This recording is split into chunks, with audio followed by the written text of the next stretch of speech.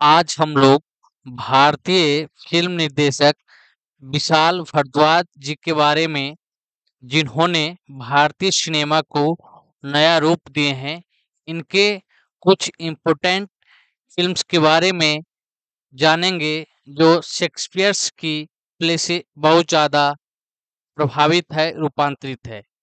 तो इनके बारे में पढ़ने का मकसद है कि इसमें से आपको ऑब्जेक्टिव क्वेश्चंस के साथ साथ डिस्क्रिप्टिव यानी आंसर राइटिंग की क्वेश्चंस की भी समझ आपकी विकसित होगी। तो आइए आज हम लोग यहाँ पे देखते हैं कि जो भारतीय फिल्म निर्देशक विशाल भारद्वाज जी हैं, इन्होंने किस प्रकार से शेक्सपियर्स के प्ले को भारतीय सिनेमा को नया रूप देने के लिए उसका रूपांतरण किए हैं। तो बहुत ही बड़ी कामयाबी है शेक्सपियर्स की प्ले को भारतीय सिनेमा में रूप देने के लिए। तो विशाल भारद्वाज जी की इस कामों को आज हम लोग पढ़ेंगे, क्योंकि इनसे संबंधित जो है डायरेक्ट क्वेश्चंस आपके एग्जाम में पूछी जा चुकी है और पूछी जाती रहने की संभावना है। तो ये बहुत ही महान फिल्म निर्देशक रहे हैं बेसिकली इंडियन सिनेमा में। ठीक है, तो आइए हम लोग देखते हैं इनके बारे में।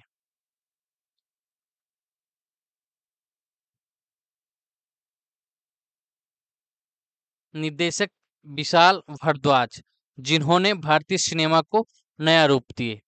तो जो ये विशाल भारद्वाज जी हैं, इन्होंने भारतीय सिनेमा को एक नया रूप देने का काम किए हैं। ठीक है, जिसमें से आपको यहाँ पे बताया गया है कि भारतीय शेक्सपियर भी इनको कहा जाता है। शेक्सपियर या विशाल भारद्वाज, भारत में क्या कहा जाता है इनको? शेक्सपियर्स या विशाल भारद्वाज। इसमें कोई शक नहीं है कि विशाल भारद्वाज को भारतीय शेक्सपियर कहा जाता है। ठीक है, इन्होंने अराजकता, संगीत और उदासी के उस्ताद, वे भारतीय परिवेश में कविताओं और राजनीति का मिश्रण करते हैं। जिस तरह से उनके किरदार प्रेम, ईर्ष्या, महत्वाकांक्षा, घृणा और अपराध बोध के सार को व्यक्त और आत्मसात करते हैं, वह एक सिनेमाई आनंद है।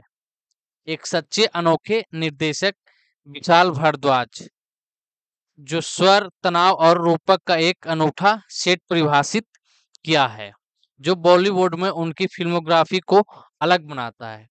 तो विशाल भारद्वाज जी को आज हम लोग इसलिए पढ़ रहे हैं क्योंकि जो भारतीय सिनेमा है उसको नया रूप देने का काम इन्होंने किया, जो कि भारतीय सिनेमा में उनकी फिल्मोग्राफी को अलग रूप से देखा जाता है। ठीक है, क्योंकि बहुत कम ही फिल्म डायरेक्टर्स हैं जो आपको इस तरह की महत्वाकांक्षा फिल्मों और अपराध बोधों के सार को व्यक्त करते हुए फिल्म बनाते हैं। ठीक है, जिसमें स्त्रीय प्रेम और उस तरह के किरदार को व्यक्त किया जाता है। तो आज हम लोग इनके कुछ 3 फिल्में पढ़ेंगे, जिनमें से इनके बहुत इम्पोर्टेंट हैं। तो आइए हम लोग देखते हैं। सबसे पहले इनके फिल्म है मकबूल। ठीक है, तो मकबूल आपको ध्यान रखना है, ये फिल्म कब आई थी? 2003 में। और इस फिल्म के डायरेक्टर जो है कौन है? विशाल भारद्वाज जी हैं। ठीक है, तो इसमें आपको बताया गया है कि भारतीय अंडरवर्ल्ड के नजरिए से मैकबेथ के लालच और अपराध बोध को बखूबी चित्रित किए हैं। तो जो मकबूल फिल्म है और शेक्सपियर की महान प्ले राइटर्स, ठीक है, शेक्सपियर्स, जिनका एक प्ले है मैकबेथ, इसके ऊपर बेस्ड है, रूपांतरित है मकबूल। जो भारतीय अंडर वर्ल्ड, बेसिकली जो मुंबई की अंडरवर्ल्ड की दुनिया है, उसके बीच की गैंगवार को विभत्स दुनिया के बीच मैकबेथ मकबूल बन जाता है और स्कॉटलैंड मुंबई में बदल जाता है। ठीक है, तो आपने जब शेक्सपियर की प्ले पढ़े हैं मैकबेथ, तो उसमें स्कॉटलैंड की कहानी है, बट यहाँ मकबूल मुंबई की कहानी में दिखाया गया है। ठीक है, तो मकबूल में इरफान खान एक वफादार गुर्गा अब्बा जी यानी कि पंकज कपूर को मारकर गद्दी हथियार लेता है। हालांकि जल्द ही वह डर, अपराध बोध और पागलपन के दलदल में फंस जाता है। भारद्वाज ने शेक्सपियर की इस क्लासिक कृति को एक शांत, मनोवैज्ञानिक और तनाव से भरी दुनिया में ढाला। शेक्सपियर की गहराई से ओतप्रोत फिल्म मकबूल है। ठीक है, तो आपको इन सभी चीजों को ध्यान रखना है। ध्यान रखने का मतलब है कि यहाँ से आपको ऑब्जेक्टिव सेक्शंस और डिस्क्रिप्टिव सेक्शंस से डायरेक्ट क्वेश्चन पूछे जा सकते हैं। ठीक है, कि कुछ ऐसे भारतीय फिल्म डायरेक्टर्स या फिल्म मेकर्स के बारे में लिखें जिन्होंने भारतीय सिनेमा को नया रूप दिया। ठीक है, तो ये सब चीजें आप लिख सकते हैं। और मकबूल एक प्रसिद्ध फिल्म है, तो इनसे डायरेक्ट क्वेश्चन पूछा जा सकता है कि मकबूल का रूपांतरण किनके प्ले पे है, तो ये शेक्सपियर की प्ले मैकबेथ पे है और इनके डायरेक्टर विशाल भारद्वाज जी हैं। ठीक है, जिसको इन्होंने चित्रित किया है। नेक्स्ट फिल्म है ओमकारा। ये फिल्म 2006 में आई थी। इसको भी डायरेक्ट किए हैं विशाल भारद्वाज जी ही ने।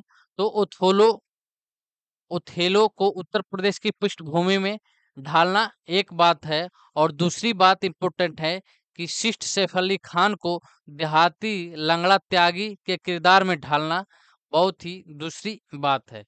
ठीक है, तो ओथोलो जो है ये भी शेक्सपियर की प्ले है, ये आपको ध्यान रखना है। फिर भी यह विशाल भारद्वाज की प्रतिभा ही है जिसने इसे संभव बनाया। इस ओथोलो की कहानी को उत्तर प्रदेश की पृष्ठभूमि में ढालना, और जो इसमें सैफ अली खान की जो एक लंगड़ा त्यागी का किरदार है उसको ढालना, एक बहुत बड़ी बात है। ठीक है, जिसमें विशाल भारद्वाज जी की प्रतिभा आपको देखने को मिलती है, जिसने इसे संभव बनाया। प्रेम, विश्वघात और ईर्ष्या के इर्द गिर्द एक दुनिया रचते हुए ओमकारा जातिगत राजनीति, सत्ता और नाजुक पुरुष अहंकार की बुराई पर भी नजर डालता है। यहाँ इटली का एथेलो ओमकारा अजय देवगन में बदल जाता है, और देश देमोना डाउली करीना कपूर, देश देमोना डाउली जो है ओथेलो का शेक्सपियर में कैरेक्टर है। ठीक है, और ओथोलो का ओमकारा जो है अजय देवगन, ये ओथोलो का ही कैरेक्टर है। ठीक है, तो यहाँ पे आपको बताया गया है कि देश देश देमोना डोली जो है करीना कपूर बन जाती है, और कैसियो केसु विवेक ओबराय बन जाता है। हालांकि सैफ के लंगड़ा त्यागी ने ही शो का आकर्षण चुरा लिया। क्या होता है जब एक स्थानीय बाहुबली ओमकारा लंगड़ा जो एक वफादार गुर्गा था की जगह कैसियो को अलग बाहुबली घोषित कर देता है। लंगड़ा हरी आंखों वाला राक्षस बन जाता है जो ओमकारा और अंततः सभी के प्रति नफरत पालता है। ओमकारा को नष्ट करने की उसकी दुष्ट योजना को विशाल भारद्वाज ने इस क्रिया को दर्शाने के लिए एक खूबसूरत रूपक के रूप में इस्तेमाल किया है, जो न केवल भावनात्मक थी बल्कि सामाजिक, सांस्कृतिक और राजनीतिक भी थी। ओमकारा शेक्सपियर के ओथोलो का एक साहसिक, क्रूर और सुंदर रूप है। तो आपको ध्यान रखना है कि जो ओमकारा है 2006 में फिल्म आई है, ये शेक्सपियर की नाटक यानी कि प्ले पे ओथोलो पे ये बेस्ड है। ओथोलो का ही रूपांतरण है। इसके जो डायरेक्टर हैं वो विशाल भारद्वाज जी हैं। ठीक है, इतनी बेसिक बातें आपको ध्यान रखना है। और बातें जो ध्यान रखना है कि शेक्सपियर्स के जो जितने भी प्ले हैं उनसे संबंधित आपने देखे होंगे कि हर एक वर्ष के क्वेश्चंस में कुछ ना कुछ पूछा जाता है, जिसमें आपको शेक्सपियर्स के प्ले के कैरेक्टर्स के नाम भी पूछ लिए जाते हैं। जैसे इस कैरेक्टर्स ओथोलो में आपको कैरेक्टर्स जो दिया गया है देशोदोमोना डाउली, कैसियो केसु, तो ये सब जो है शेक्सपियर्स के ओथोलो प्ले का कैरेक्टर का नाम है। ठीक है, तो इनसे संबंधित भी क्वेश्चन पूछ ले जाते हैं। तो इन सभी चीजों को आपको ध्यान रखना है। दूसरी बात आपको ध्यान रखना है कि आप जब आंसर राइटिंग करेंगे, ठीक है, इस प्रकार के क्वेश्चंस को, तो इन सभी शब्दों को मेल करके जब आप आंसर करेंगे तो आपका आंसर बहुत ही सुंदर, अच्छा और बढ़िया बनेगा। ठीक है, अब हम लोग इनके नेक्स्ट फिल्म को देखते हैं, जो है हैदर। हैदर जो फिल्म है बहुत ही प्रसिद्ध फिल्म है और बहुत ही महान फिल्म है हैदर, जो 2004 में आई थी। ठीक है, तो हैदर को देखिए। हैदर के बारे में यहाँ क्या बताया गया है। हैदर ऐसी ही एक प्रतिष्ठित फिल्म है जो विशाल भारद्वाज ने डेनमार्क के हैमलेट की कहानी को कश्मीर के हैदर में बखूबी रूपांतरित किया है। तो आपको हैदर के बारे में याद रखना है कि हैदर जो मूवी है वो शेक्सपियर्स के प्ले पे बेस्ड है, रूपांतरित है। ठीक है, जिसका निर्देशन विशाल भारद्वाज जी ने किए हैं। और ये बेसिकली डेनमार्क की कहानी है, डेनमार्क शहर की। ठीक है, तो हैमलेट डेनमार्क शहर की कहानी है, जिसको डेनमार्क के रूप में हैमलेट जो हैदर जो इंडिया में बनाया गया है, वो कश्मीर पे फिल्माया गया है। ठीक है, भारतीय राज्य कश्मीर पे। तो आपको यहाँ पे इन सभी चीजों को ध्यान रखना है, इसके कैरेक्टर्स को भी याद रखना है। तो आइए हम लोग देखते हैं यहाँ पे क्या बताया गया है। हैदर ऐसी ही एक प्रतिष्ठित फिल्म है जो विशाल भारद्वाज ने डेनमार्क के हैमलेट की कहानी को कश्मीर के हैदर में बखूबी रूपांतरित किया है। पहचान, क्षति और बदले के मुद्दों को छूती यह फिल्म हैदर की कहानी है, जो अपने पिता की हत्या और चाचा के विश्वासघात के बाद टूट जाता है। इन सब के बीच उसकी मुलाकात अपने पिता के भूत से होती है, जो कि प्ले का एक कहानी का एक कैरेक्टर है भूत, जिसे रुखदार के रहस्यमयी किरदार ने खूबसूरती से पेश किया है। इरफान खान का वो यादगार कैमियो याद है होनी चाहिए आपको, अगर आपने हैदर मूवी देखी है। यहीं से जो है बदला उबलने लगता है और हम हैदर और कश्मीर दोनों के गहरे संघर्षों का भी अनुभव करते हैं। विशाल भारद्वाज ने शेक्सपियर की त्रादी से हमें मानवीय भावनाओं और कश्मीर के जख्मों का एक दिल दहला देने वाला विवरण दिया है, यानी कि बताया है इस हैदर फिल्म के माध्यम से। ठीक है, तो हम लोगों ने विशाल भारद्वाज की कुछ ही प्रतिष्ठित फिल्म है जिसको हम लोगों ने पढ़ा। कुछ क्या, ये तीन ही है, जैसे में मकबूल, ओमकारा और हैदर। ठीक है, तो इस क्लास से आपको बहुत सारे चीजें सीखने को मिलेगी।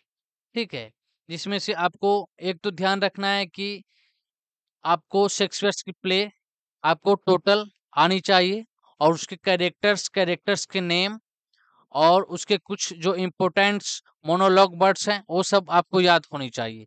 ठीक है, दूसरी बात, उनके जितने भी प्ले हैं उनसे संबंधित या रूपांतरित बेस्ट जो फिल्में हैं उन सब के बारे में ही आपको याद होनी चाहिए, ध्यान रहनी चाहिए। ठीक है, क्योंकि यहाँ से डायरेक्ट क्वेश्चन पूछ ली जाती है।